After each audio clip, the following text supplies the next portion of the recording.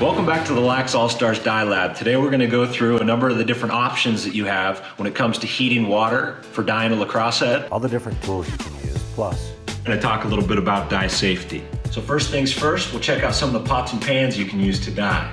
There's the traditional stock pot, party bucket, or party buckets, foil roasting pans you can get at any dollar store or grocery store, glass casserole dishes, perfect for a front and back dye. And last but not least, we've got this giant glass beaker, which I love to use for getting the bottom of a lacrosse head with a perfect line right where the dye ends. Now there are plenty of other pots and pans to use when dyeing a lacrosse head, but those are a few of my favorites. Now let's talk about heating the water. Now this is relatively easy to use. It's an electric stove. Placing an electric stove in your kitchen. We recommend doing dye projects outdoors if you can. If you have access to an electric stove like this, it's perfect. Set it on a table outside and you're good to go. And you know what works great as well?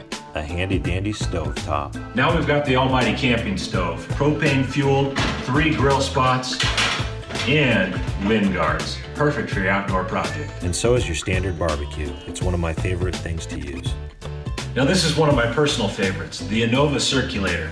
It's typically used in the kitchen by a chef. This contraption here sticks right into a stock pot and circulates the water, plugs into an outlet on the wall, and it heats the water up to 280 degrees. You can find these high-tech circulators on Amazon.com for between $100 and $200. Now, never forget to wear rubber gloves. It's just not worth it. Your hand will turn red. It's better to have that glove turn red than your hand, right? Oh, and you're gonna need some tongs. Tongs are a must-have for every lacrosse project. They make controlling the lacrosse head within the dye really easy, which will limit the splashing and prevent messes that your mom will get mad at you for. And when it comes to other tools of the trade, the sky is the limit. Here's a look at a handful of things I use on a day-to-day basis. Now, after a solid dye sesh, when it's time to clean up, you might be considering your kitchen sink. I suggest you think twice about that and head on outside. The hose works just fine, and RIT dye is non-toxic.